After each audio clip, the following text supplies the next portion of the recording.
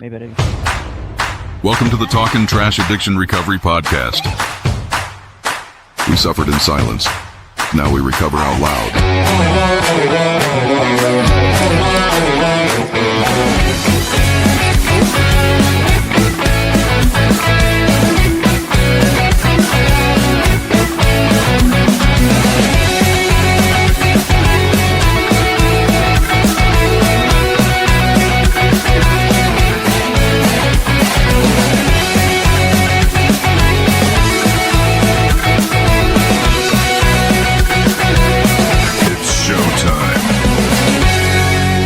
Medlock will punt on 3rd and 9 with 1:09 to go. Gets his hands on it and boots it away. It's a high, deep spiral. Kendall Lawrence way back to his 25. Looks upfield. Dash to this near left side. Now off to the right. 35-40, 45-50, 55. Still on his feet. 35-30. Go Lawrence! Go Lawrence! Go Lawrence! He scores! He scores! Kendall Lawrence! What a classic!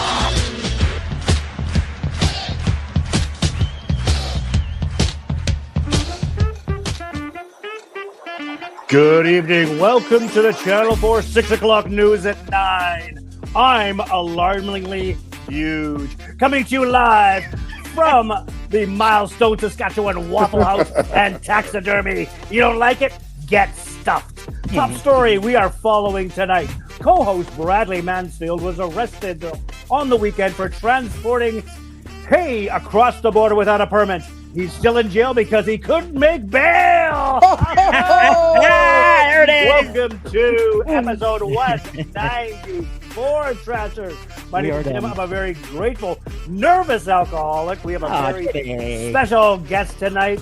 And now to the king of the ring, the sultan of swing. Don't get your clam in a jam, Jimmy Snyder. That's a lot. That's a lot. Welcome to episode 194, everybody. I never know the show number. We are, it's a holiday show. We like to, spruce up for holidays. And we also have an awesome guest on, which we're thrilled about. We can't wait. So we're going to do a preamble quick. We're going to do our readings quick, do clean time quick, and we're getting our boy on.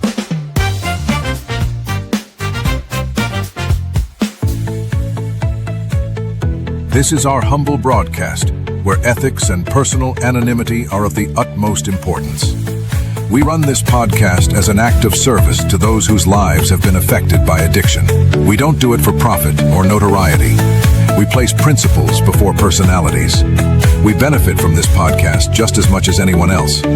We all work programs and choose to sacrifice our own anonymity to spread the word that recovery is possible.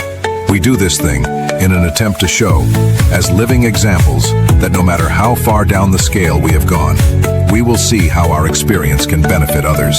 That's the 9th step promise. It's our creed we abide by here on Talkin Trash. We feel called to uphold AA and NA principles. We firmly believe that you can only keep what you have by giving it away.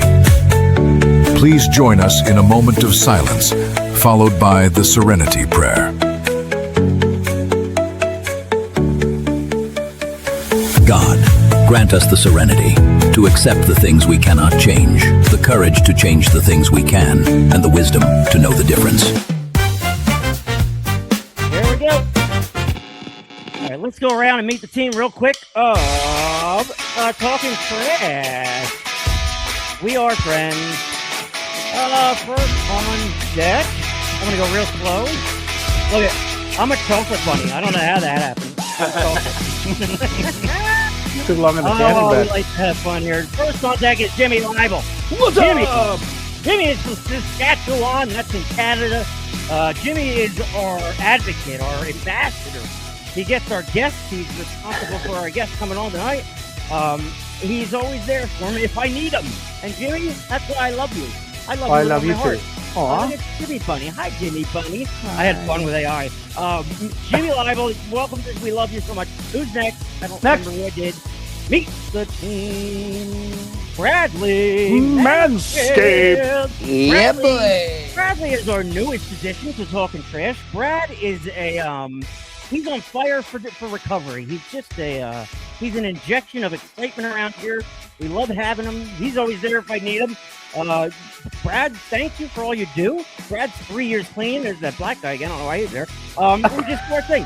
He's a We're all bunny. bunnies this episode, so happy Easter, everyone. Next on deck is Willie Douglas. Come on. Will. The place to be. Willie is mobile. Lord. Willie has had a success in recovery today. We're so happy for him. Will, we love you so much. They're way more handsome than AI. Will's got coming up on 3 years clean and green. Come on. We love him. He's just he's our guy back there. Next on deck is gotta be me because I'm the only one left. Buddies, Timmy Snyder. Tim, I'm Tim. I produce the show. You're gonna wonder. Rod's gonna be thinking, why does this look like a minor league hockey game? I'm gonna answer that question for you. Because I worked in minor league hockey for a long time. So I am a minor league hockey team. So I'm 3 years clean. I'm close to 3 years clean. I'm a mad advocate, mental health advocate. I'm all about that. There's a reason we self-medicated. We got to get down to the root of that and figure it out, whatever that means. So that's us here at Talkin Trash. We love doing what we do, but we also know that this is a responsibility that we all shoulder it, and we're all grateful to have each other in our corners. So I'm going to stop talking and let the boys say hello. What's going on, ladies and gentlemen? Oof. What's that? What's Hi. up? So this is the team of Talking the Trash. Here we are. Will you hear any music in the background? I do not. I got Wow. one I'm doing question. good. There's no dial-up. Yes. Now it's time to speak. Okay, well, I got a little bit of a complex. So that bunny that you made, I had 3 fucking chins. Yeah, 3 happy. chins. Well, I mean, I know, compliment because you got- You have 4. 4. Everybody's like, AI's making everybody a graphic designer. Yes, everybody thinks they are. I'm an actual graphic designer from the 90s, so I just use AI as a tool. So I am hi, Aunt Celia. That's my Aunt Celia. Happy Easter, Aunt. Celia. Happy Yeah. Easter. We do a little reading love her. here called Daily Reflections. So we're going to Refraction. get into that. Jimmy, all ready for that one here? I certainly am. Thank you, Tim, for asking.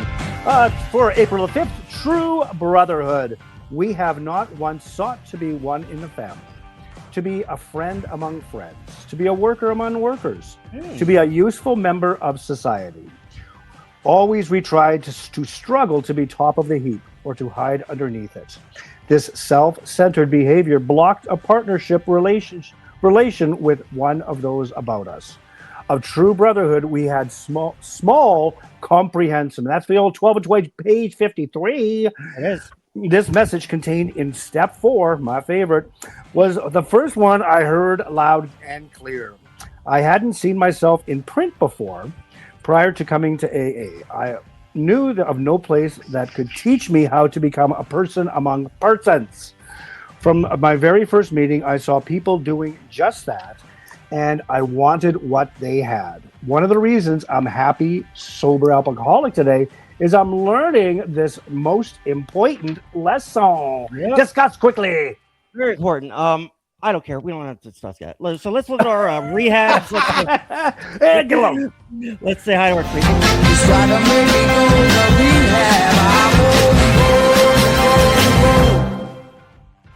Jimmy, can you read that for me? I certainly can. For those patients in early recovery, we have Serenity Treatment Centers, Discovery Recovery, Welcome Home, New Hope, Sunrise Recovery, Enlightened Center, Newark Salvation Network, and a whole plethora of other ones we don't have time for. But we There's still a lot love you. more. We love Yes, you all. we do. We love you very much. I'm getting now. I'm getting nervous. Will keeps walking in and out.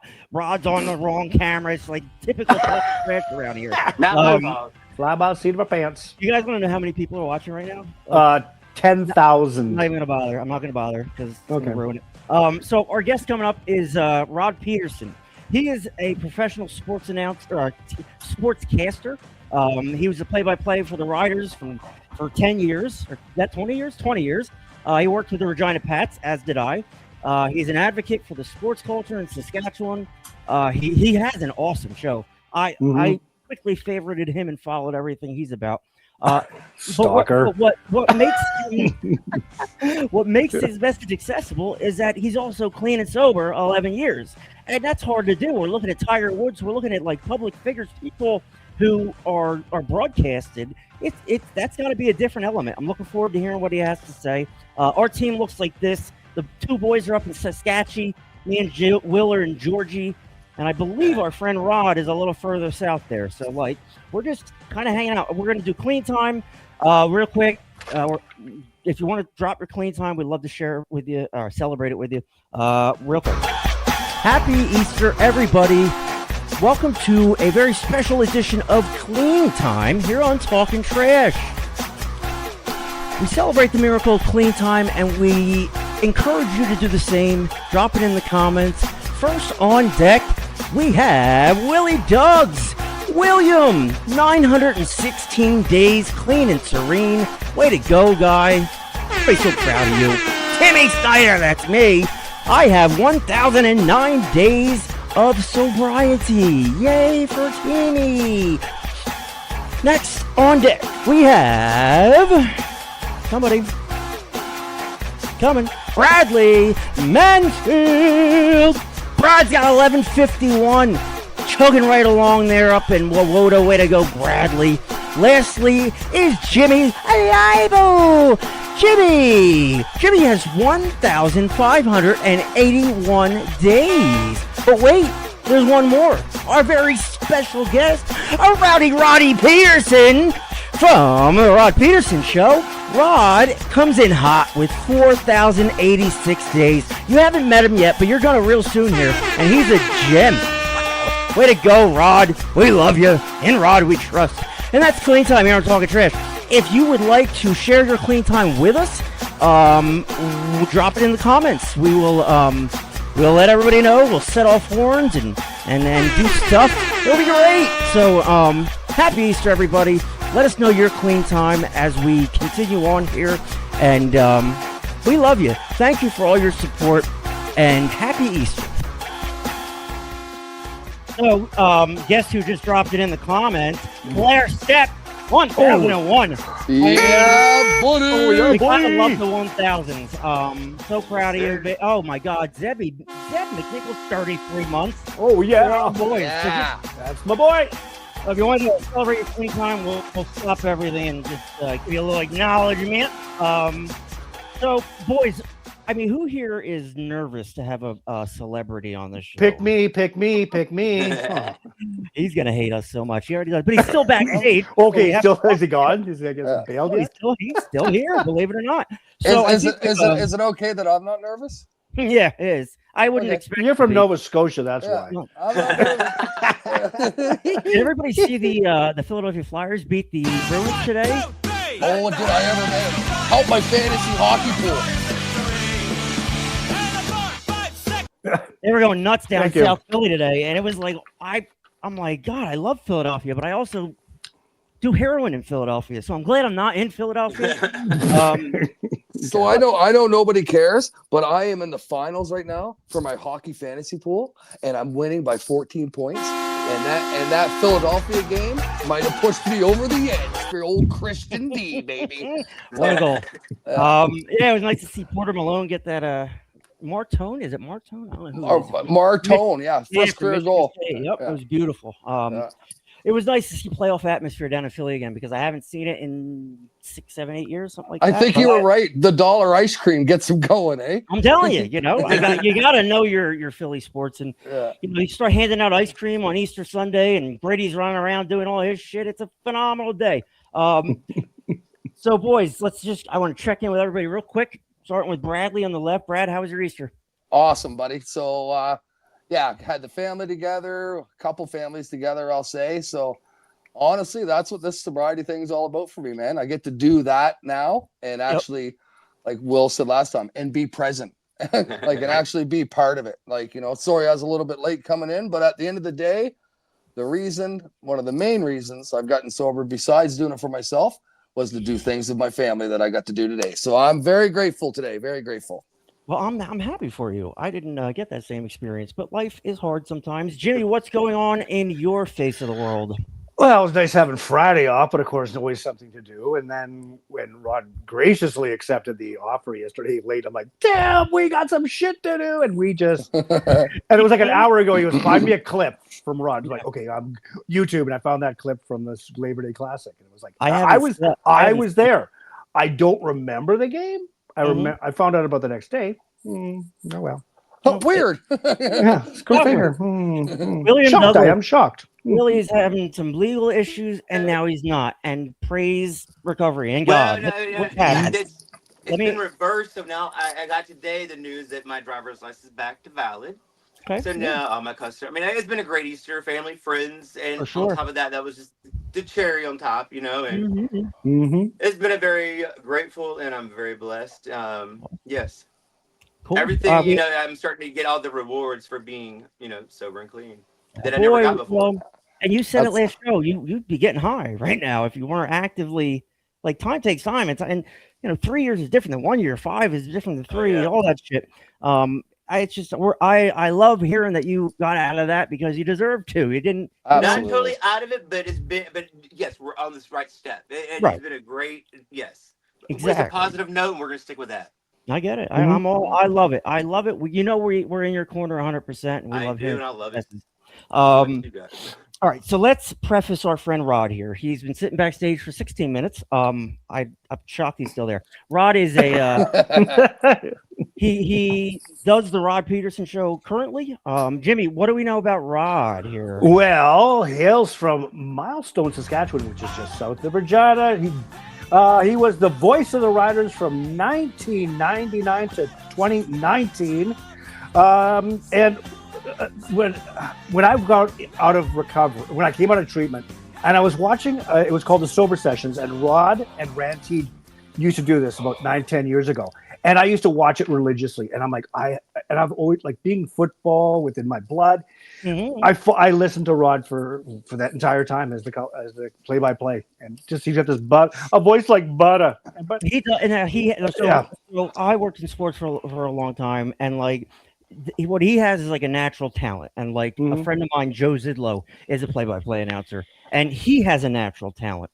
I did play-by-play for the hockey team I worked for 2 road games. I was terrible. I thought it was going to be great.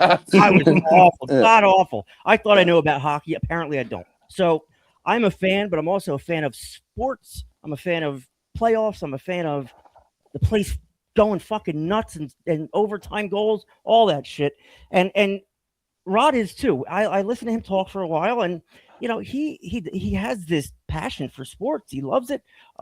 He's a Canadian boy from Saskatchewan. I cannot believe he's on our show, but here he is. So let's bring Rod Pedersen into the mix.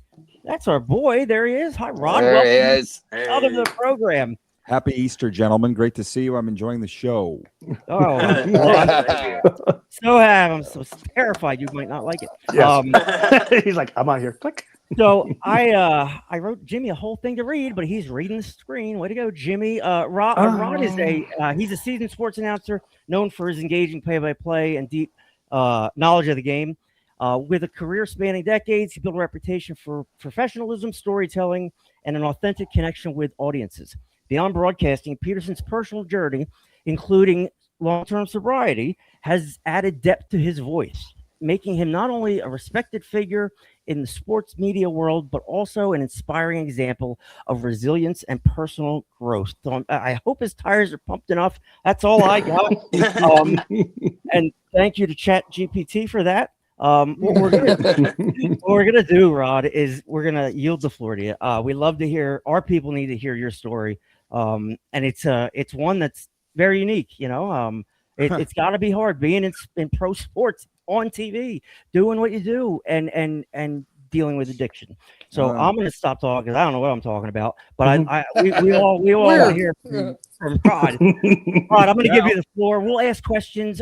We are like a minor league hockey team, so you'll see things flash on the screen because we have things we got to do. But just roll through it like the pro you are, and I'm excited. So Rod, you have the floor. Rod Pedersen, everybody. Well, thank you for the wonderful build up there, Timmy. You know, you just said all the great career highlights. There's none of the gory gross, shitty stuff in there, and that's what we can talk about here. I don't, like, I love the energy of the podcast of what you guys do, because to me, addiction should be recovery. Should be fun. Should be exactly what you guys are doing. To me, it's very fun. We had a speaker a couple weeks. I'm living in Florida now. I do my show out of here, but I have a crabby old neighbor. He lives 3 doors down, and his name's Harry. And we had a young girl speaking at one of our meetings. She was 21, and she had been sober like 18 months. And Harry was like, she's in a pink cloud. I'm like, Harry, then I've been in a pink cloud for 11 years, man. This is the greatest life possible, in recovery. And just last weekend, I was in New York, went up to watch a couple Florida Panthers games against the Rangers and Islanders, and I had breakfast with a buddy on the Sunday morning in Times Square. Craig Adam, Jimmy, Yep. And he goes, he wants to get into personal coaching, not of addiction recovery, but of life. He's been very successful in business. And he goes, is it hard coaching people in recovery? I'm like, it's the easiest thing I've ever done, because if you want to talk about, I've been in your shoes, you want to talk about addiction, survive that, death, divorce, firings, you want to talk about being exiled by a team, run out of your hometown. I got all those things. I've lived them all, and I'm now living the best possible life. So what do you want to know? It's not hard at all. I mean, I know. So in 2015, there was something happened publicly or on air, or something happened where your employer said you need to get help and you can't come back. I mean, my first question is, when did you start drinking and when did it become a problem? Well, great question, Tim. I was speaking at a sober house in Boynton Beach in December, and I told them that I started drinking when I was. Can we swear on this, by the way? Yeah, absolutely. Oh, hell yeah. Fuck no. I told them that I basically started drinking. I told the group when I was 15. And when I was 15, and this guy starts laughing in the second row. He's like, it's not a fucking contest. I just picked right up. Yep. All here in the same place. It's not a contest. Right. So from the second time I drank to blackout. Okay. And I had a 25-year drinking career, or a little longer. There's a lot of blackouts in there. Yeah. So, to answer your question, when I was 15, but it was just what it took me years to discover about myself and recovery. And I left that room in Boynton Beach by saying this was, I didn't like drinking. I didn't like it at all. I hated being sober. Right. I hated it. Yep. So I said to all these guys in the room and gals, I said, you figure that out. You don't hate being sober. Right. Whatever it takes to get sober, then you don't need the alcohol. And some people looked at me like, what? They didn't understand it. Yeah. So I'm like, you will get it. Yeah. But it wasn't about getting fucked up, because look at everything that goes with that. Right. It's not that fun. It's not. You think it is. And like people on the outside look at us like, oh, they're having fun, they're drinking, they're doing all this shit. But like, honestly, like the first drink might have been fun, but everything after that was miserable. And like, I remember people being mad at me. Oh, you got to go to rehab. You piece of shit. I'm like, rehab sucks. I'm like, that's not what I want to be doing. Like, that's not it was a vacation, but like, it's you're there to work on yourself. And if you're actually doing recovery or early recovery, right, you are looking at yourself and being honest and open.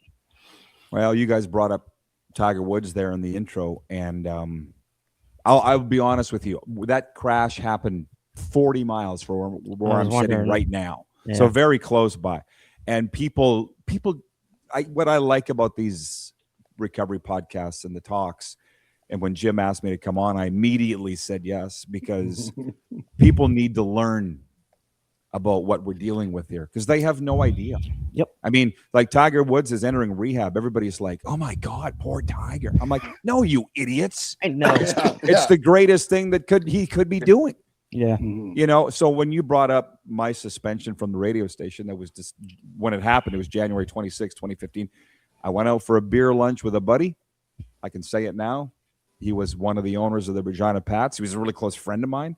And I was also on antidepressants because guess what? I'd fucked up my life. Shocker. So I'm on antidepressants because the pills are going to fix it, right? Mhm. So I'm drinking, I'm taking antidepressants, and then just, and like an idiot, I left that bar at 3:55 and went to the radio station and went on the air. And I don't blame them for putting me on the air because they trusted, he'll pull it together. I don't remember any of it. And I was pulled off the air.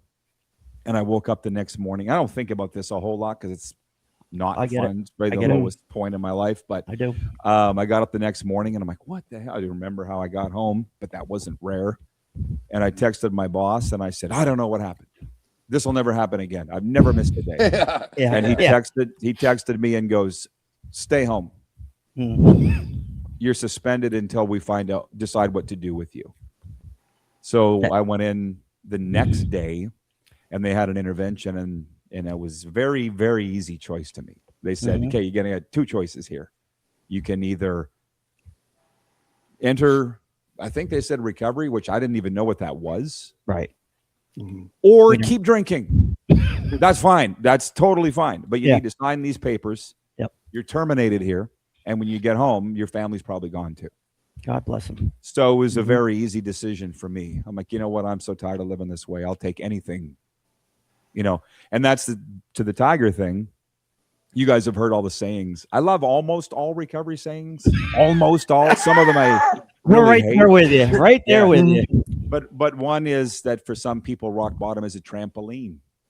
Like everybody thinks, oh my God, he hit rock bottom. It's so maybe he'll bounce up from here. My God, it can't get worse. The dude went to rehab and he won the Masters in 2019. So like the guy is like he's a special human being, and like for him to, I feel like he can't get the help that he deserves because he's who he is. So like, no, I don't. I'm sorry, I don't buy that. And I put it in I read a column every Sunday. It goes out in a newsletter, and I said I got a problem with Tiger being whisked out of the country to go to treatment only because when I walked into my first AA meeting, I knew everybody in that room in Regina would know who I was, but I didn't care because I wanted to get better. I wanted to change so bad.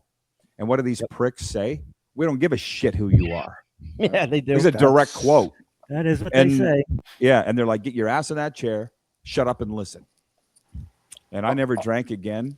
And some of those guys are my best friends. One is my sponsor. I just talked to him today. So my thing with Tiger is, explain that to me. Just how you drop look the at ego. it. Right? I'm like Tiger. I would have zero problem telling Tiger that. I would love the opportunity. I know you. To say you're not that special, bro. I would love to say it because a guy like that needs a little bit of ego deflation. I think so. You know what I mean? Because at the end of the day, you nail it right on the head, Rod. So there's a guy. You know what I mean? Like, oh, let's sugarcoat this for Tiger Woods. No, like fucking somebody struggling with addiction. You have to go eat that shit sandwich like everybody does for a long time, right? For a long time, Num. Because that's what helps us get better. As shitty as that sounds, that's how I feel too. So I just sacrificed myself. I think he's an asshole too, guys. To be honest with you. I didn't say that. I'm kidding. I don't think that either. But none of us said that. But going back to this privacy thing, I was on a boat here today. Some friends invited me out, and we were talking about this exact issue because, again, it happened here. Like everybody in Florida's mad at Tiger. They say he's the reason our car insurance rates are so high. Tiger Woods is the specific reason. He's always getting these crashes. And anyways, I told him what I just told you. And the nice gal Bree, she's like, I don't go along with that because he needs his privacy. And what if he's in meetings in the treatment center and people are taking photos? I said, well, I'll tell you what, if it was my treatment center, somebody's taking a photo, you're fired. Right. I hope it was worth it. Yes. Anybody worth their salt working in this business would not be posting or selling photos of Tiger Woods. Just tells me what people don't know about recovery. Right. Exactly. I just want to see everybody beat this because I've been given the gift of beating it. We all have, or we're in the process of trying to.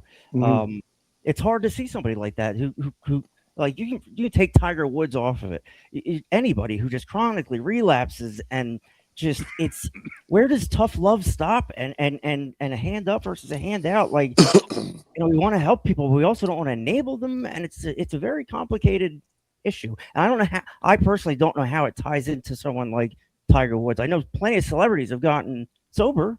He's not special. Well, yeah. Sorry, Timmy, but it is different. Like I went to New York to get my intervention training, and the guy that was giving the training, his name was Earl Hightower. I don't know if you guys have heard of him or not, but he's like the John Wayne of interventions. He invented them.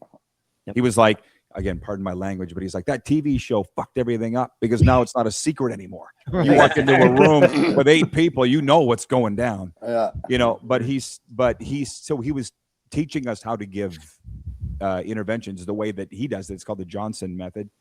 And he brought up being a celebrity interventionist in Hollywood. That's where he lived. And he goes, because with a singer, let's take like some rock singer that's a heroin addict. He's like, if that guy's not singing, nobody's making money. So there's a lot of people that are enabling that guy. True. Right. And I said, well, I can translate that to sports because if so-and-so isn't catching touchdowns or hitting home runs, we're not winning. Right. So everybody's lining up to enable that guy. Right. And so how do I deal with that? And Earl goes, then you say, if anybody in this room isn't here for Johnny, get the fuck out. Yeah. He goes, are you able to say that? I'm like, oh, I'd love to say that. So, right, I left that room. It was made for me because I've been in Johnny's shoes. You know what I'm saying? Yeah. I've been on both sides of the intervention. It's a lot easier to give one when you're on the other side. I'll bet. Yeah. But as shitty as that is with addiction, people need to hear that. Like people like that sugarcoating shit and all that, you know, like, so like Rod said, so when I went to rehab and got out of it, nobody was like, oh, good little Bradley. Like, you know what I mean? It was like, this is the shit you need to do. Right. Mm-hmm. Like to me, recovery is about commitment and consistency. Like, so you need to be committed to make the change and you got to be consistent to try to get to the finish line, even though there's really no finish line, but to keep motivated to keep going down that path. Yeah. And if you're not doing that, you know what I mean? And sometimes, well, I don't know if anybody's listening out there, but we're going to fuck up along the way. And, well, just a little. But that's what Rod said. So that's what I love about the program that I'm in and part of this podcast, because people will tell you, you know, hey, you're kind of fucking up right now. Figure yourself out. And that there's a core element of my recovery for sure. Yeah. I'm reading the Johnson method right now. The thing that speaks to me is it says expressing love while establishing firm, consequence-driven boundaries to force a decision for treatment. So you went to get like certified in intervention. So that's interesting. How long did that take? It was a 3-day program, 10 hours a day. Yeah. And it's funny because my friends heard I was going to New York and they're like, oh, are you going to go to a Yankees game? I'm like, I'm not going for a holiday. Yeah. You know, you talk this stuff for 10 hours a day. It's draining as hell. Yes, it is. But I came out of there very armed to do interventions. And you just said forced recovery. And it's kind of funny because it really is. I've never lost one, but I'm like, you know what? I'm not leaving this fucking room without you. So we're going to do this easy or we're going to do this hard. That's up to you. I like this side of Rod. Zeb says if Tiger can't play with his balls, we're all screwed. Angela Dickey. Angie, hi honey, welcome. We love you. We just so like you are are you a recovery coach? Are you like a sobriety coach? All of it. I'm trained for everything. And I thank Rand for that because you mentioned his name earlier. I'm trained for prevention, speak in a lot of schools, deal with kids and young people.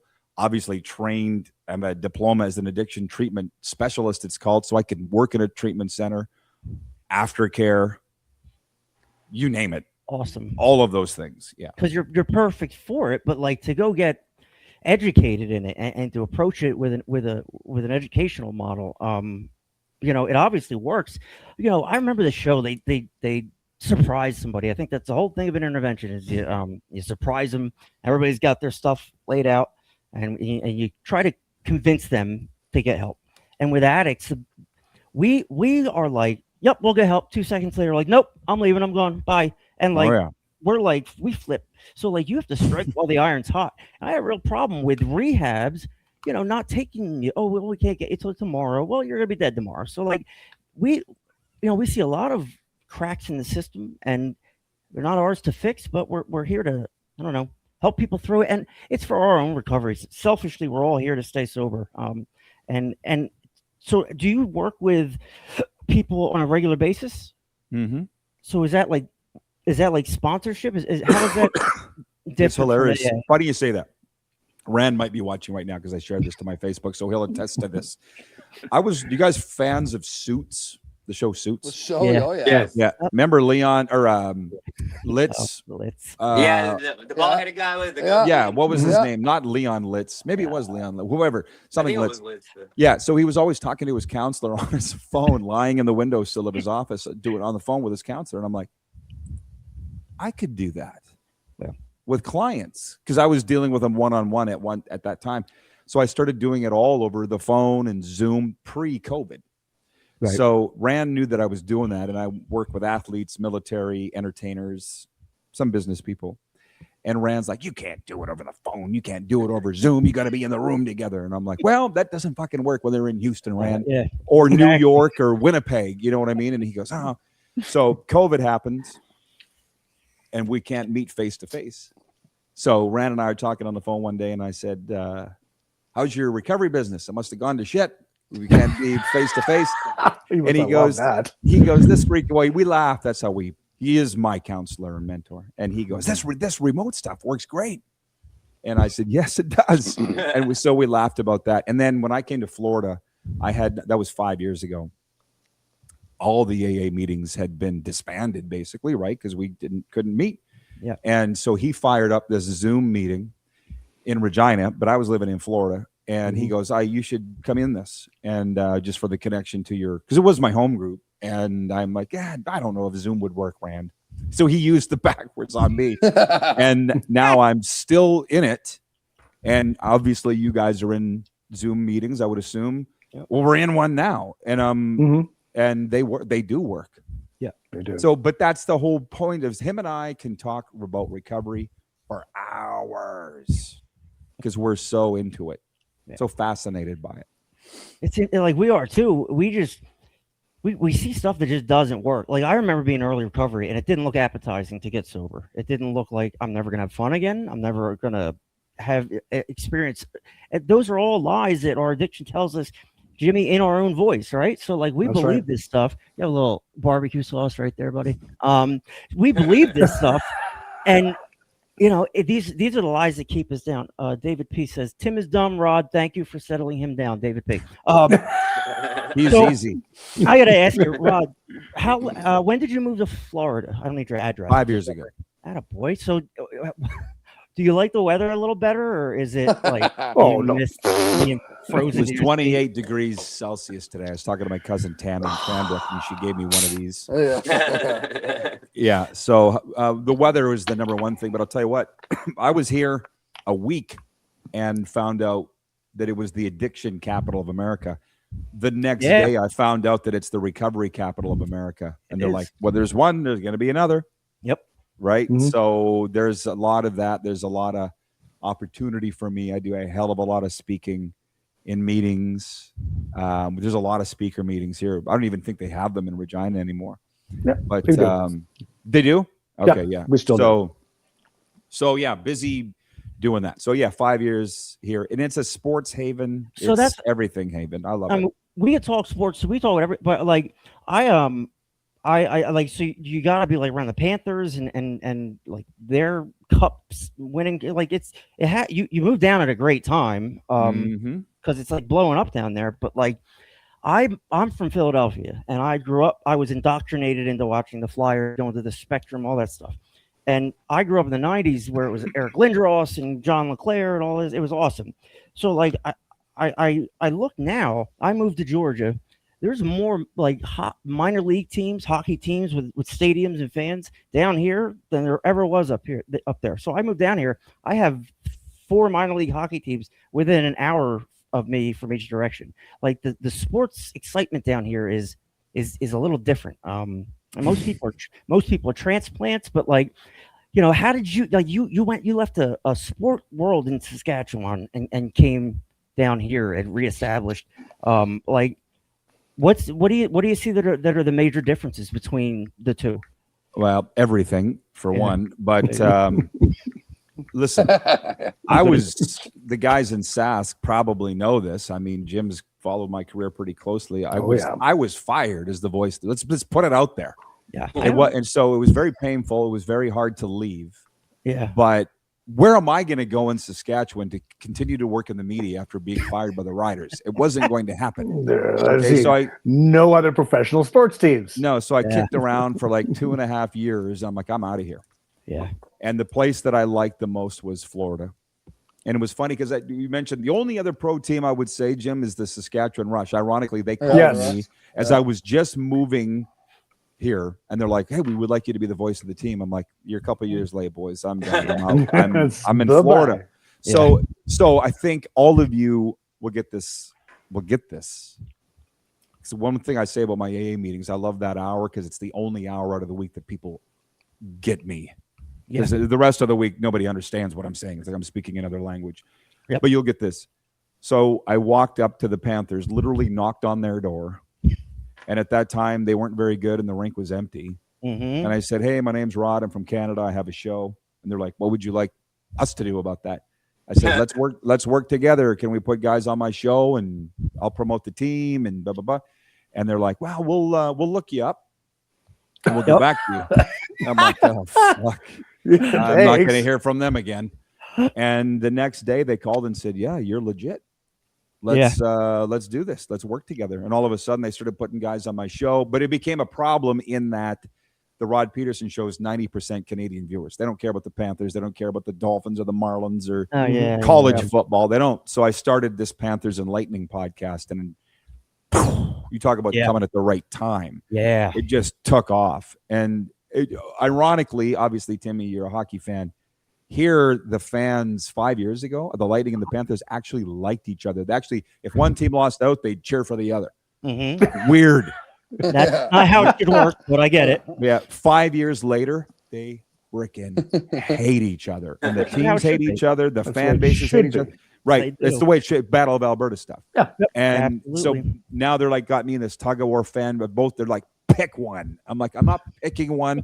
Somebody needs to be the adult in the room. I can still talk about both teams. So I got a great relationship with both teams. And that's I had to start that podcast and it's gone over really. All of it is a God shot. Yeah. Yep. In my mind. Yeah. Yep. I've screwed everything up I've tried like this, and we're 3 years into it, and it's not me. It's not us. It's the message. It's recovery. It's the need for the message. I'm just gonna show you what a big shot I am. When I was pump your own tires there, Snyder. I peaked very early. When I was 16, I worked for a professional hockey team in Trenton, New Jersey, as their director or webmaster and communications coordinator. So you want to talk about like jumping ahead too early in life. I thought I had look at little Timmy there. I'm cute though. So I don't so I worked for the team for a while. I saw that whole side of it. I loved it. It was like a dream come true. And then like for my entire life, I had kids, I had a family, work jobs. I did what I did best there, and I created animations, scoreboard graphics for teams all over the place. I've worked with, like, it's easier to tell you the amount of WHL and Q teams that I haven't worked with. So like I love sports. I love sports entertainment. I love the roar. I love when the puck hits the back of the net and the place fucking explodes. I love that. That's what I live for. And like I was part of that. So like to see the other side of it, I wasn't a public figure. I was just Timmy the Kid doing his thing. And, when I tripped up, it became like gossip, public, people want to know the dirt.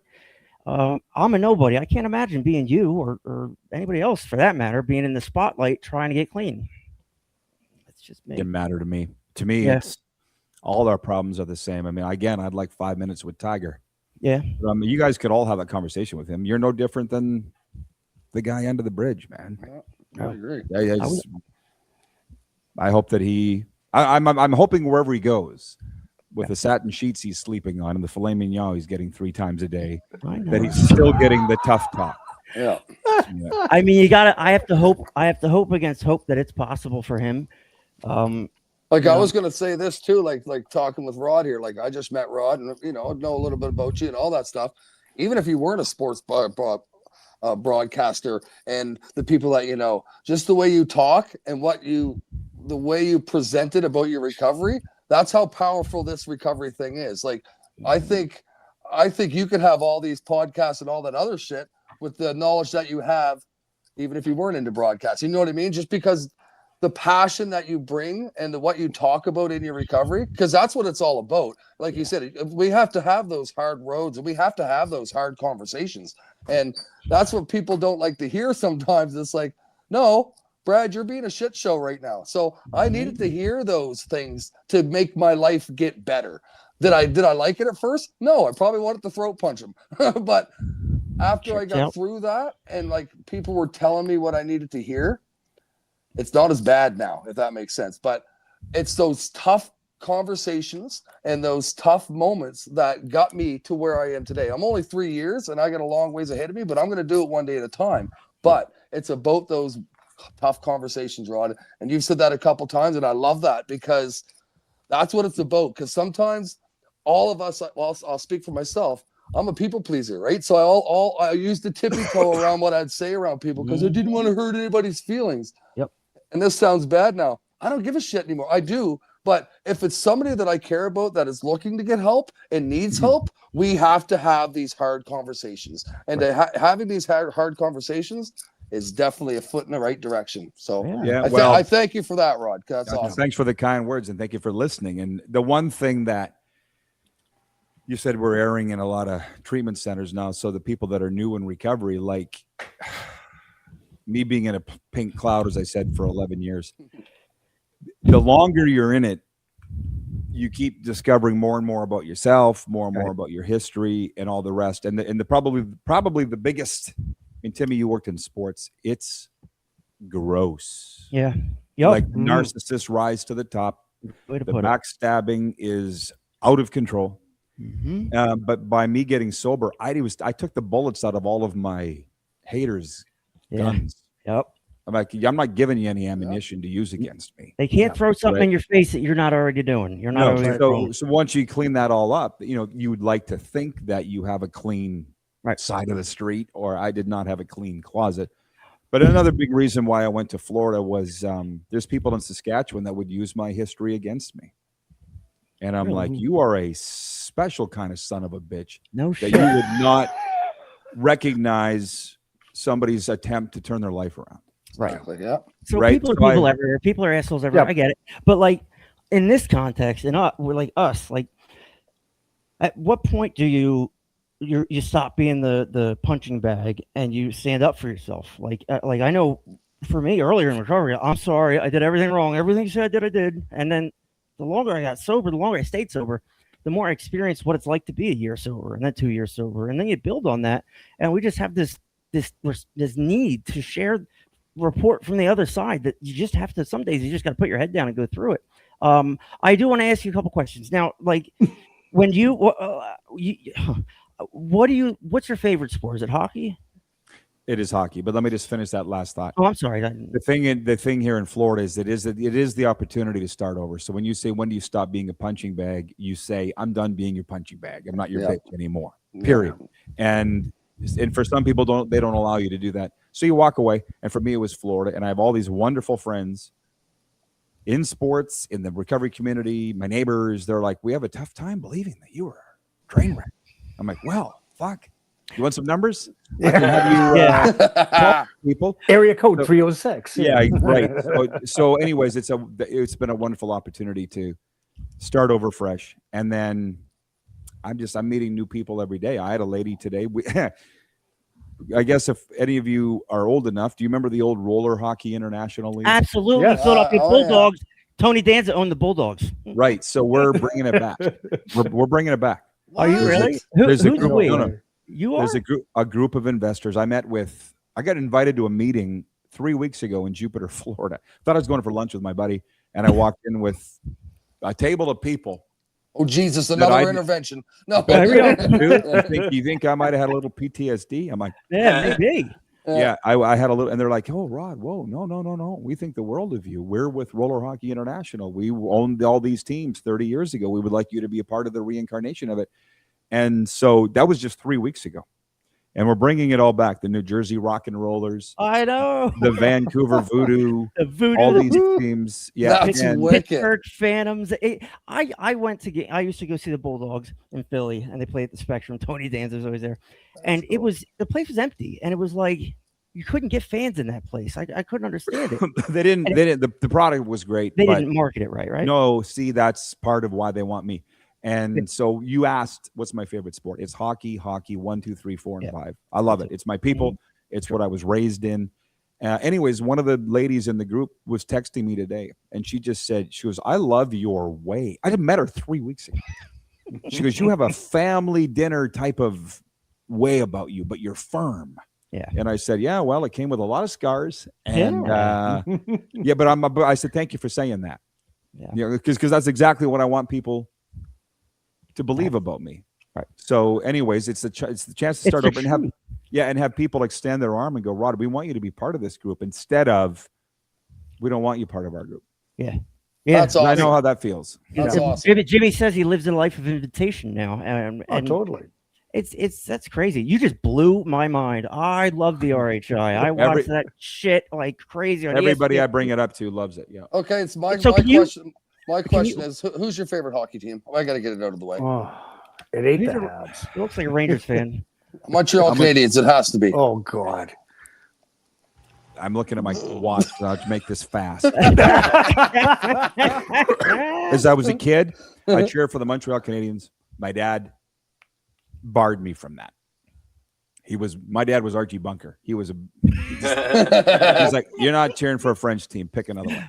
Yeah. So I cheered for the Oilers all through the 80s until August 9th, 1988. Remember what happened that day? I'm like, I'm done with you, Edmonton Oilers. Gretzky, right. And then my dad got hired, ironically, by the Minnesota North Stars in 1989 as a scout. So I cheered for the Stars for 26 years. Awesome. And as soon as he retired, a buddy of mine from Regina bought the Arizona Coyotes, and he owned them for 5 years. So I was a Coyotes fan for 5 years.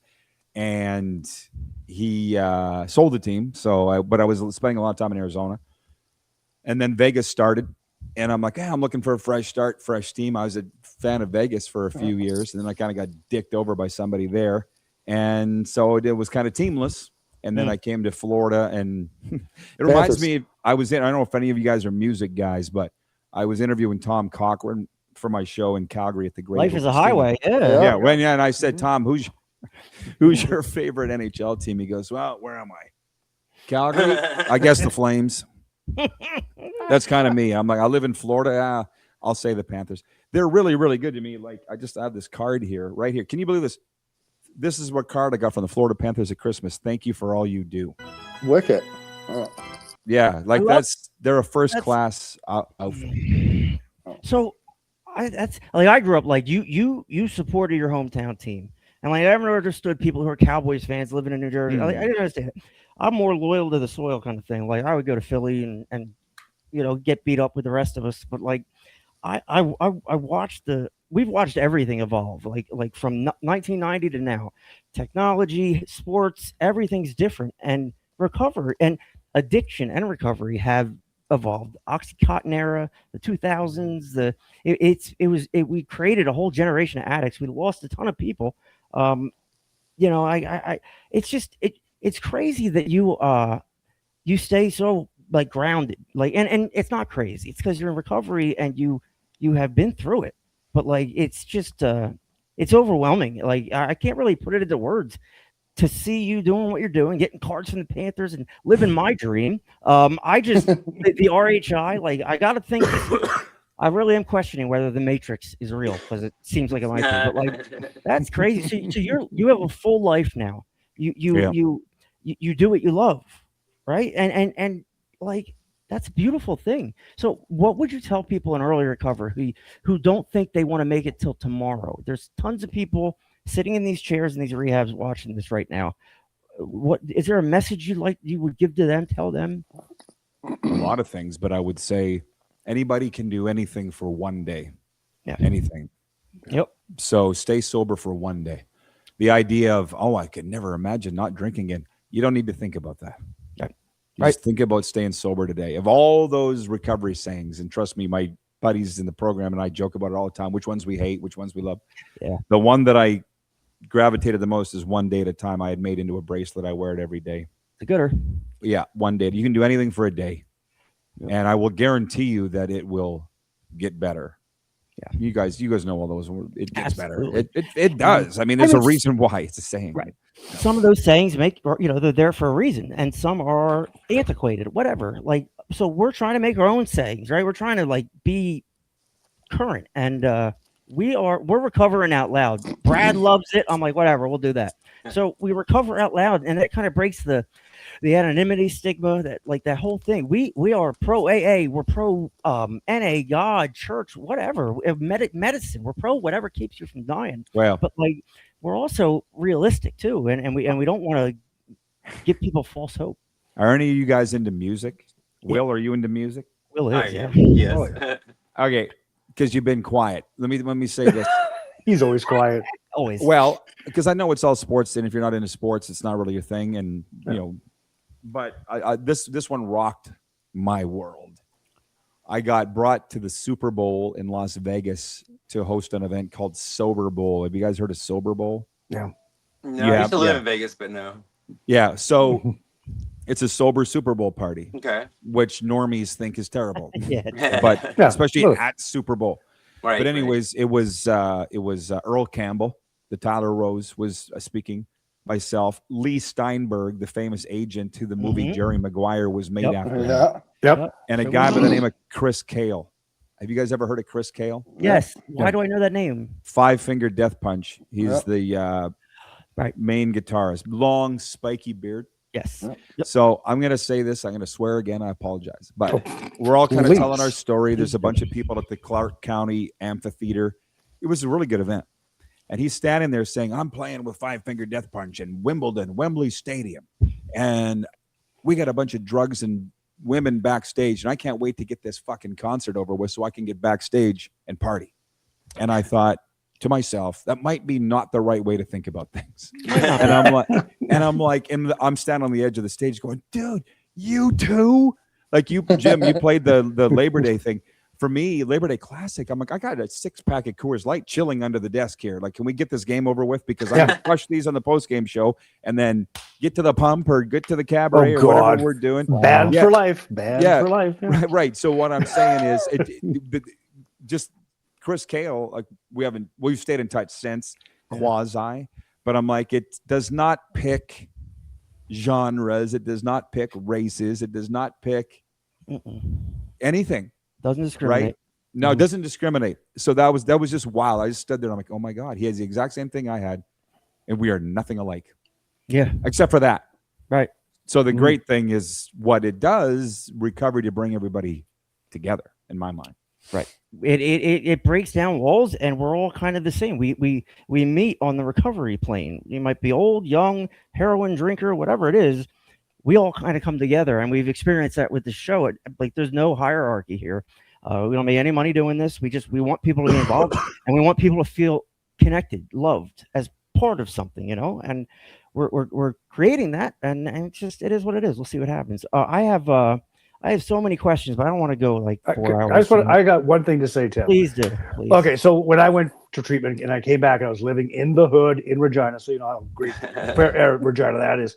And I was watching. It was Rand and Roddy. It was called the Sober Sessions, and the 3 words I still have them written down in one of my journals. It's called that Rod said, discovery from recovery, and that's what really kind of when I had all this head full of knowledge.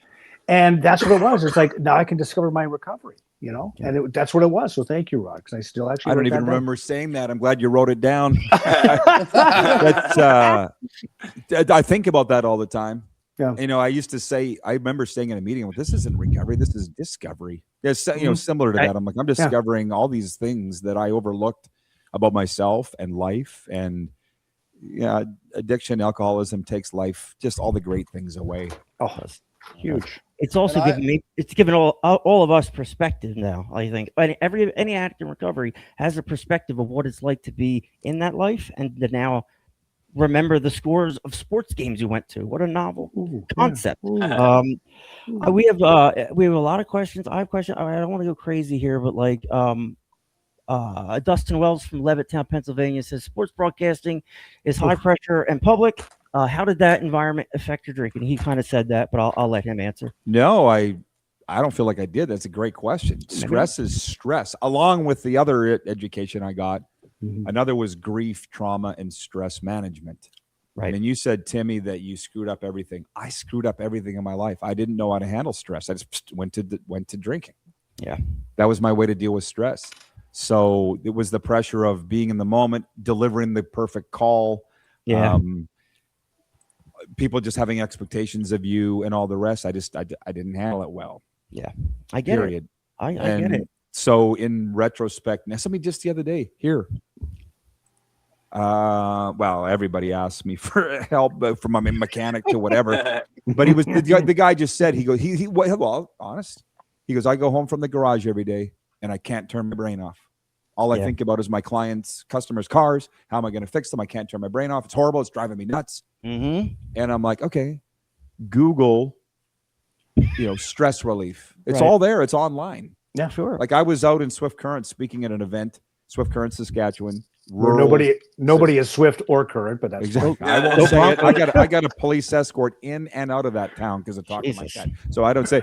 But this farmer jumped up on the table and he's like, I can't tell people I'm in recovery. I can't have people know that I'm going to AA meetings. I'm like, whoa. Well, if they do now, I said, well, you don't have to, right? But I'm like, you don't have to. I said, you can go online and Google symptoms of stress, symptoms of anxiety, symptoms of depression, causes of all these. It's all there.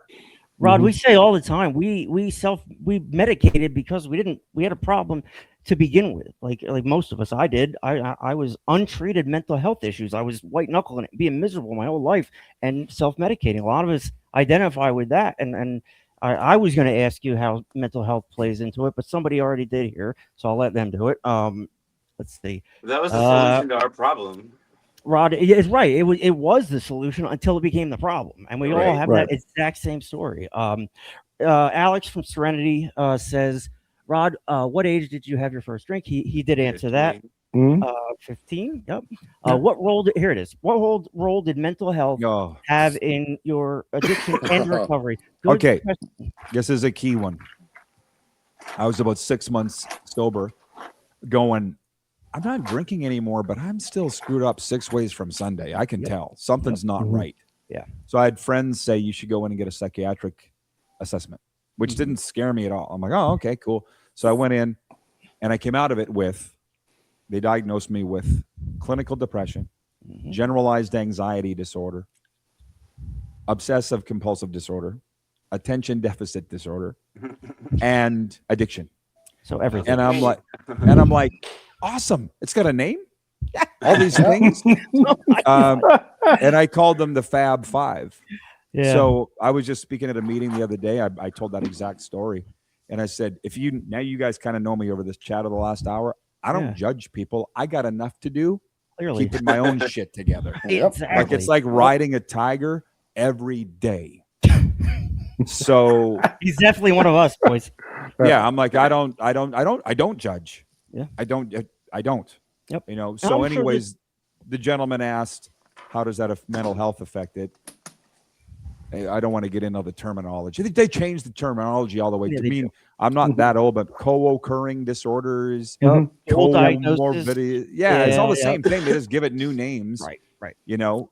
So the alcohol just covered up all those other things.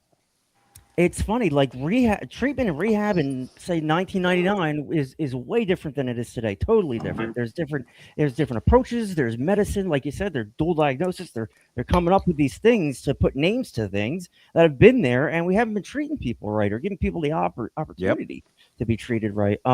This is a question for everyone. No, I'll just let him answer this. I love this question. What was your most memorable sports moment you experienced live in person? That's Captain Crunch from Thompson, Manitoba. Who that is. Well, for me, it was the 2013 Grey Cup with the Saskatchewan Roughriders. We called it. I got to call it. We played it at home against Hamilton. We won it 45-23, kicked the shit out of Hamilton. Hell yeah. And it was a big day. Greatest day in Saskatchewan history. That's awesome. So that clip we played in the intro, it gave me chills. And I'm not a Riders fan. I think football's dumb. I think Canadian football is odd. But I don't care. But your call of the game, your call of that play, of that win, it had so much power to it. And I am very critical. I love certain announcers in certain ways, and I'm just, that call was crazy. So that, it sounds like you're living my dream and probably most kids' dreams calling these games. It doesn't sound like you regret anything either. No. Right? Okay, good. I'm glad you found that, Jim. I appreciate that because I thought, frankly, the powers that be had scrubbed every memory of me with the Rough Riders on YouTube. I had to do a little bit of searching. Okay, so there's a few, but the one is I got asked by an NFL team a year or so ago, do you have anything online? So I sent them the 2013 Grey Cup because it is on YouTube. And they were like, wow. And I'm like, well, thanks. I'm sitting here. But I used to obsess over getting these jobs and that kind of thing. It kept me up at night. And I don't worry about it anymore because I am very much of the belief that we're all where we're supposed to be. Yeah. And I love doing what I'm doing. And I'm having an impact. I know that in people's lives because they tell me. Yeah. And that's what feels good in here. I'll be on. I hate saying this and it pisses people off.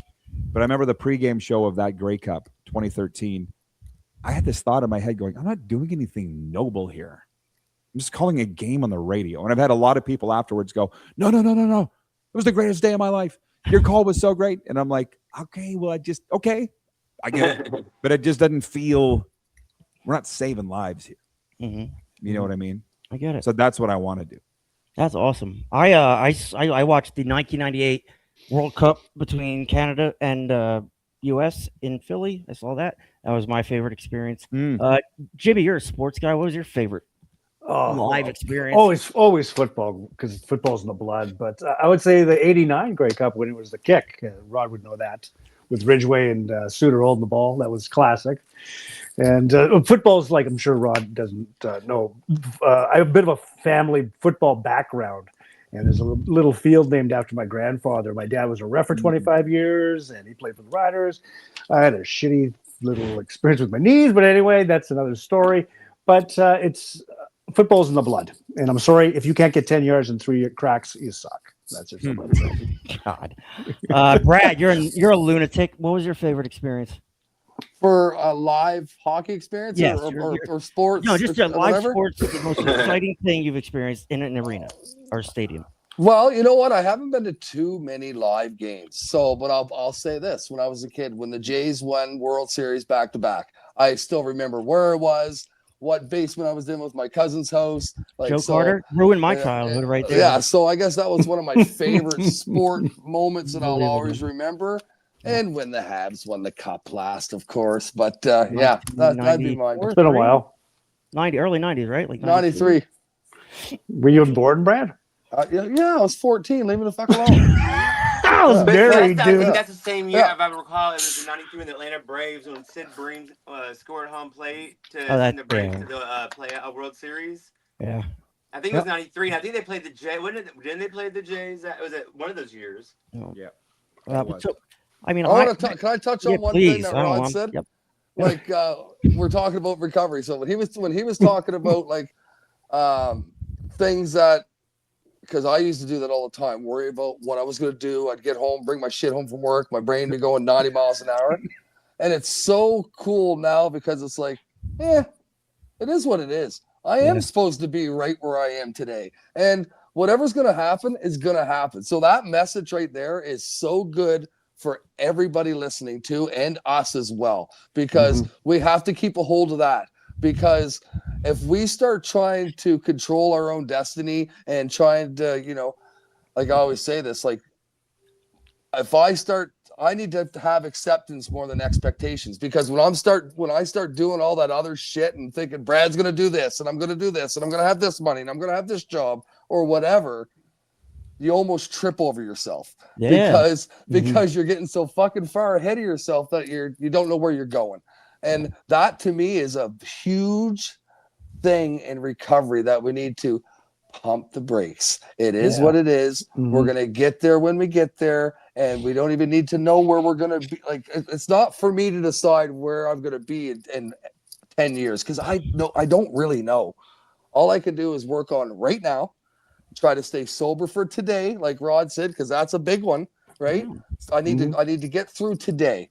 And then tomorrow, I'll work on tomorrow when I fucking get there, right? Yeah. So you said a lot of wicked things tonight, Rod, that actually helped me in my recovery, dude. So I appreciate that very much. Angie Dickey, what did you think about the Super Bowl shuffle? Did that like kind of ruin the whole 85 Bears?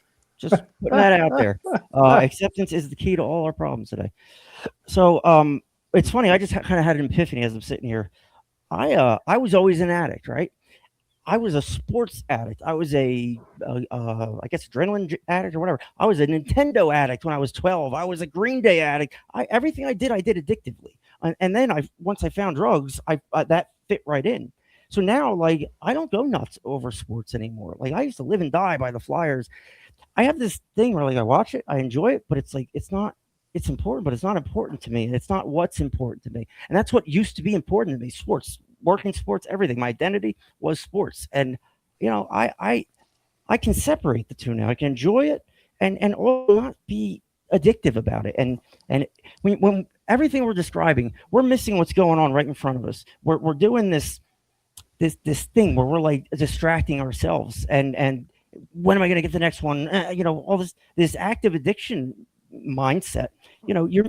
Once we get sober, we're like, holy shit, there's so much time. I don't know what to do. That's so slow. You stay sober. We stay sober. And we realize that, like, holy shit, we were actually missing everything by doing what we were doing. So now we're enjoying things in life. I remember every game I went to sober. I can't remember every game I went to, impaired. So real quick, this is a great question. I don't want to hold you too long. How much did losing the NHL job weigh on your addiction and your recovery? Did you lose an NHL job? Mm-hmm. I didn't know that. August of 2014, I was hired as the voice of the Calgary Flames. I had that job for a week until somebody phoned, well, I won't name them, but informed the Flames you can't hire him. He's an alcoholic, and they pulled the offer. And going back to the way we think, 9 out of 10 people would say, oh, I lost my dream job. I should stop. I should look at myself. No, I'm the 1 out of 10. I'm like, oh, you think I drink now? Watch. And I put it into overdrive. And if I wasn't blackout, I didn't think I was drunk. I was like getting plowed every day after that. And I was in recovery 6 months later. That was what, triggered me into going on to antidepressants. How did that? Honestly, it saved my life. Yeah. That's kind of how I look at it. It did save my life not getting that job. And it's the topic for another time. But I mean, I'll look at it now where this business is going that I'm in with the media. The play-by-play jobs are really cool. Yeah. They're not, to me, as cool as they used to be. The newspaper writer jobs are literally gone. The late night sports anchor jobs aren't cool anymore either. To be an influencer and have your videos on Instagram, and that's where it's at. Yep. So I get to work in the NHL now doing what I want to do. And as long as I'm not a dick, I make the Panthers and Lightning look good. They love me. They tell me that. They told me that. I love it. So yeah, it's nice. They want having me around. They say it. So Alistair Chalmers, I'm sorry, Rod. He said, I was at the 2013 Grey Cup with my wife-in-law. It was an unbelievable experience. The stadium was so loud, I could still hear the crowd chanting Henry. That's Mosaic Stadium? Is that Henry? Yeah. It was. I'll tell you what. Jim will know this. I was in the booth 90 minutes before the game. Warm-up started.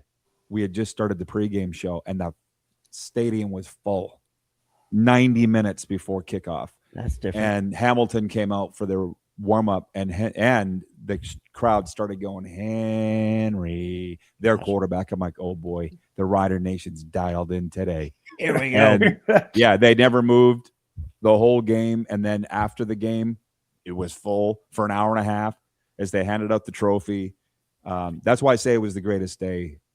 Anybody that was there knows. If I could time travel, I go back and experience. Brian, I see what you're doing, Brian. Jeez. How many hat tricks did Gordie Howe have? I'm sure Rod knows the answer. Rod? None. None. I thought he had one. I have no idea. Ridiculous, stupid question, Brian. Try to. I have no idea. I have no idea. up. Hey, honest, I gotta know that. Yeah, I know. This guy says, Mr. Pedersen, do you feel at all dumber after being on this show? Okay, that's enough. Jeez, probably. Rod, is there a person or sports? This is the last one. A sports figure that you hold high in regard. You mentioned someone earlier, but I'll. By the way, Gordon Howe had 2 Gordie Howe hat tricks. You can go to Chat GBT. You don't need to ask us. True. He knew the answer. He's being a dick. Yeah. To be honest, all of them. Because it's very hard to achieve that level. So I respect them all. Yeah. I will say this. The one is Wayne Gretzky. And it's funny because I've been around. He's like the only guy left that I haven't interviewed. And I don't have the balls to ask him. I see him quite a bit because he lives here. Like it's Jim, God bless Saskatchewan, but it's different here. Oh, definitely. Yeah, I know. Like, I tried to make a run for it, but yeah, I was in an elevator a couple years ago at American Bank Arena, and I'm going down the elevator, and I'm looking across. I'm like, that chick looks like Paulina Gretzky. Yeah. And I'm like, wait a minute, where am I? That is Paulina Gretzky. And I'm like, I felt like saying, do you want to ask your dad if he would go on my little show? But I've been at the draft like 5 feet away from Gretzky, and he's just like having a coffee, and I don't have the sack to go talk to him. I would approach anybody but Wayne Gretzky. He's like my favorite guy. Yeah. So he's up here as far as I'm concerned. I met his brother, very nice guy. Keith? Yeah. No. Brent? Brent. Yeah, him, Brent. Yeah, he played during the lockout and in whatever. So this has been fantastic. I'm taking away from this is the fact that you can just balance it. You can tell that what you're doing is what you're built to be doing, right? So you have found a way out of addiction, and you found a way to give back, and that's what we all experience twice a week on this show. We give back, we do it, and we experience what comes from that. And that's what they say in AA. You can only keep what you have by giving it away, and that's tried and true. So you're doing it. You want to make a difference. You got your head about you. You got fucking 11 years sober. I mean, I now follow you nonstop. So like, you're right. Yeah, getting out there, being on social media, have your words out there, have an impact. That's important today. And like, you may not be able to find a Grey Cup from 2005, but you can definitely find Rod easily. And the message I wanted to hear from Rod, I sat here I didn't go to sleep last night. I was up all night listening to him working on the goddamn show. So like, it's just we're very humbled that you were able to come on here. You touched Absolutely. a lot of people tonight. A lot of people. Thank you. I'm just so grateful because like you did something we can't do. You shared from a perspective that we don't have, and people need to hear that. And I am so grateful that you decided to come on our show. You're always welcome here. We're always going to be fans of you guys. Do you have any closing thoughts for our friend here? We're not worthy. We're not worthy. No, just thank you, Rod. It's like I say, you were an integral part of when I came out of treatment in my early recovery, when I was living in sober living, and having that connection with Rand and you, and it just want to say thank you for connecting the dots. And thanks. Namaste, my friend. And I got to make this the Breakfast Club one of these mornings if I'm not at work. Oh, yeah, absolutely. We'd love to have you. Yeah. Namaste, and what I'd like to say, Rod, is from what I took from what you're talking is, and other people out there listening, is no matter how shitty it may be at that time, you know what I mean? Losing jobs, all that, and recovery is fun. And he's got 11 years in now, and I'm sorry for saying this, Rod, he's had some shit sandwiches along the way by the sounds of it.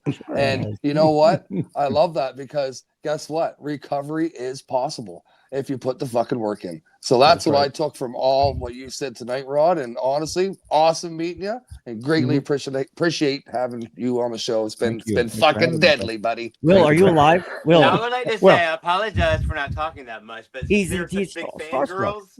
I wanted to like let them do their thing, you know. So, but I appreciate you being here, and great story, a great advice, and everything. And I'm not. This isn't what I do, Rod. I can make graphics and websites and shit, but like I'm not comfortable being on the screen and doing this. This is your job. So I'm filling a void. But like the boys help us pull this thing in a direction. We have a goal, and we want to help people, and that's it. We've always been motivated by other things in the past, but like being motivated to help and get help back is just, it's amazing. All right, so speaking of not being motivated, real quick, by popular demand, like people would not fucking stop with this. Here's your fucking swag. You can go on and buy shit. Like, god damn it, people! I don't want people like swag so much. We don't make any money off it. Just enjoy it. And then our website's Weird Trash Dash. If you got to get to the swag, click on merch. Other than that, we're so grateful. Rod, you are. We're gonna do a reading real quick. Real quick, I want to let you know I got you a official Talkin' Trashers jersey. I love it. Woohoo! Extra large. Extra large. I figured as much. Name on the back. You are part of the team, and it's not. Listen, it's not easy, but you have your own logo here at Talkin' Trash. Yep. Yeah, it took a time to give him his own logo. I don't have much to give. You know what I mean? So like I do what I can. So we're so grateful that you came on, and you have 4 fans in us going forward. Will, you ready to read some just for today and get out of here? Yes, sir.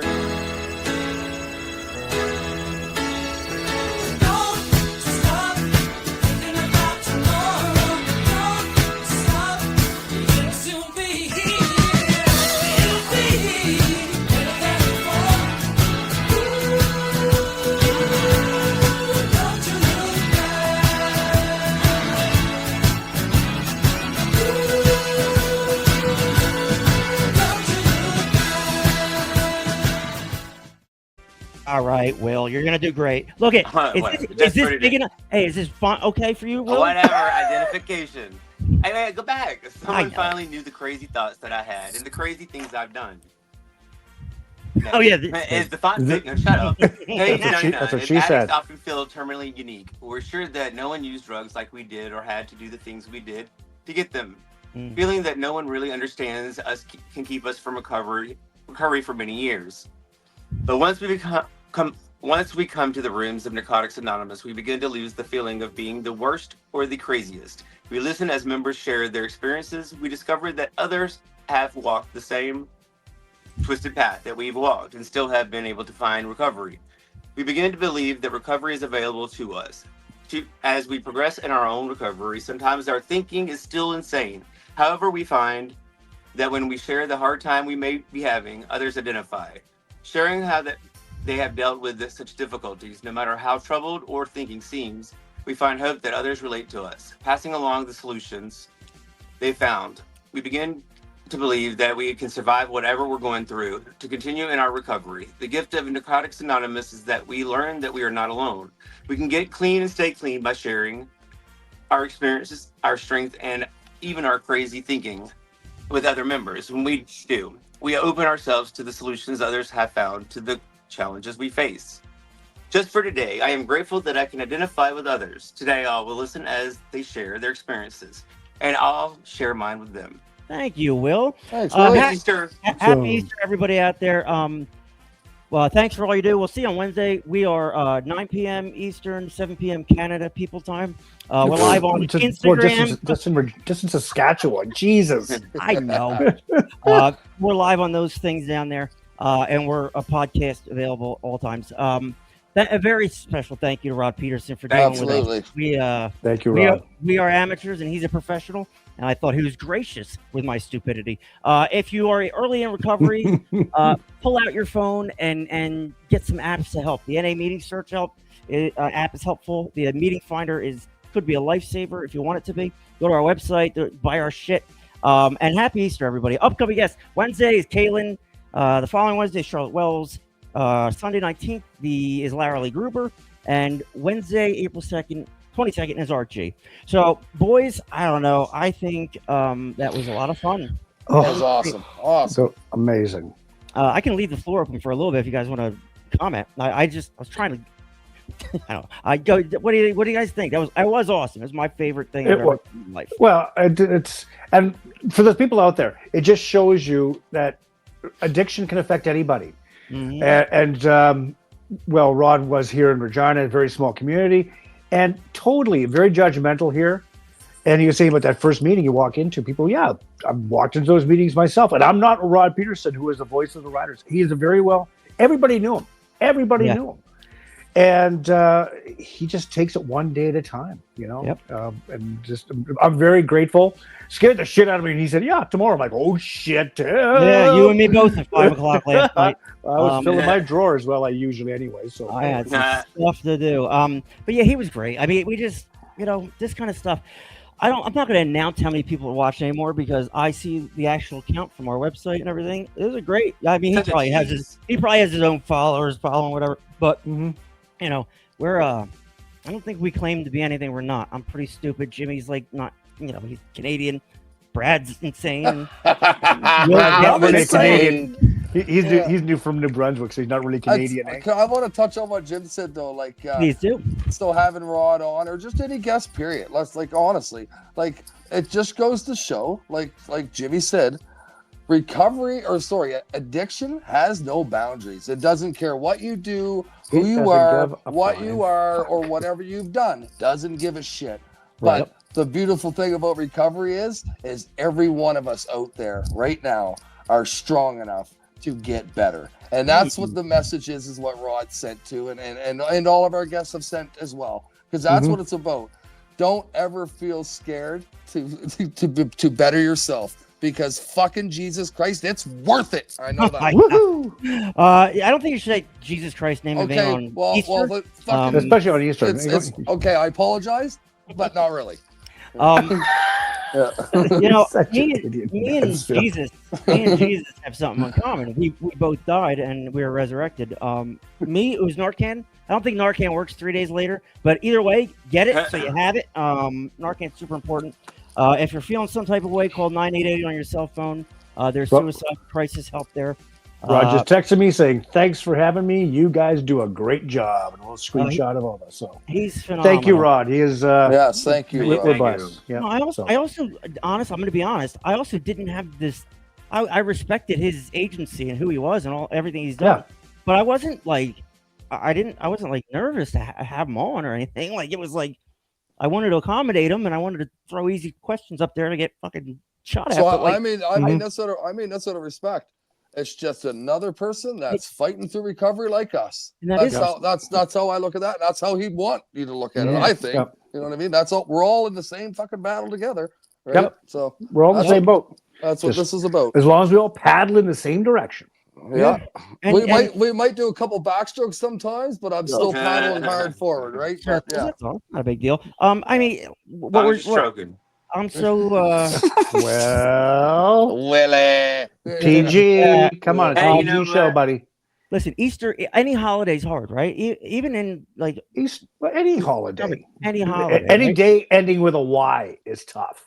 Pretty much, but it just gets magnified on these holidays, Easter, Christmas. These. It's just, you can don't believe the lie that you're a piece of shit and you feel like a piece of shit. Like, there's a reason you feel that way. You did certain things, but you can recover. We all have, and we're all in the process of it. So, what a great guest, and like we're humbled, but we're like, it's just us. We're still doing our thing. We're still giving away fucking free merchandise, not making money. Like, go do your thing. I've done everything everybody wants. Go buy your shit. It's pretty fun. Brad, you tested it out. That it went all right. So I went through the website. I bought a couple things, literally. So I'll put it this way: I have an IQ of 14, and I did it in 2 minutes. So that means the smart people out there can do it. It took me a week to figure it out. He's got an IQ of 9, but whatever. Hey guys, look at this new feature on StreamYard. I don't know why we would need our names that goddamn big or that small. Just leave things. They don't fix things that need to be fixed. I get so fucking pissed at them. All right, Carl Mills, good dude. He put an order in right now. Way to go, Carl. I love you so much. Carl says, "Happy Easter from my rabbits." Well, I just figured it's something out. Okay, I got it. I got a lot on my plate. I wear a lot of hats now. I get. That's who he is. That's who he is. I know he is. And Angie always checking it. Angie's our friend. And there's a bunch of people sitting in the peanut gallery, thinking, "Do I want what they have? They're weird. They're wearing weird shirts." What we do is to promote this culture of friendship. Really, that's what this is built on. It's friendship and support. Yes. Right. Yes. We take it a step further and we support each other for the problems that we have, and we're only able to do that because we acknowledge the problems we have. That's step one. So you boys are beauties. I love what you're doing. I love everything. Wednesday we have a guest on. So tune in for that, and we're just gonna do. Oh, I got something to say that helps Another me out. Canadian. Yeah, there you go. Go ahead. Go ahead. All right, this helps me a lot. Is that you're not responsible for your first thought, but you are for your second. That's a fact. Yep. Ooh. Like we So talked just a thinking, lot. like, you know. Yeah, we talked a lot of tonight Come about on. like the same things we'll just said. Like we talked a lot about like addicts need a hand out of there. You know, every addict, once you're in active addiction, you're not like you're responsible for what you're doing, but like technically we've all experienced it. We're all checked out. You know, we needed external help. So we're glad to have it. We're glad everybody's here. Blair says great show, man. Alistair Chambers says ordered some swag yesterday. IQ slightly higher than Brad's. I mean, Wouldn't take much. Room I temperature. love you, Alistair. he's got a 20 IQ. He's got a 200 heart. You know what I mean? Like, I don't care. I got enough for both of us. And Prairie Sky, we love them always. And all our rehabs that checked in tonight. You know, I know you guys are there watching, and that means a lot. Thank you, Rod, for coming on. You're a beauty. I will. Awesome. I don't really want to follow sports people anymore because I'm like, whatever, I can get it on my phone. But like, I might follow him. So I am following him, but like, might actively follow him. And I made him a logo and bought him a fucking jersey. So maybe we can be friends. I don't know. Aww. I come on a little strong sometimes, but Holy try hard. Yeah. Just a little bit. I don't know what I'm doing. I'm just Well, trying the to shipping will be a hell of a lot cheaper than shipping it to Canada, right? That's fair. kidding. But You our can almost drive it there. Our shop Yeah. ships to Canada, which is nice to see. Everybody who's like nuts about swag for whatever reason, I can only upload 10 images a day. Yeah, I don't know how we're supposed to grow, but you know, it's going to take some time to build our shop up. But I'm taking my graphic video stuff and turn it into swag, and we're all going to look fresh to death. So Roddy was awesome. Check him out, the Rod Pedersen Show. Just type in his name and spell it right, for God's sakes. I can't believe That was classy. I cannot believe spelled wrong. I'm like, for fuck's sake. that was April. Our We're PR. human. We're human. She doesn't show her face much, but she makes a lot of mistakes, so we appreciate her either way. All right, I love you guys. Great show tonight. Love you And, long time. see y'all on Wednesday.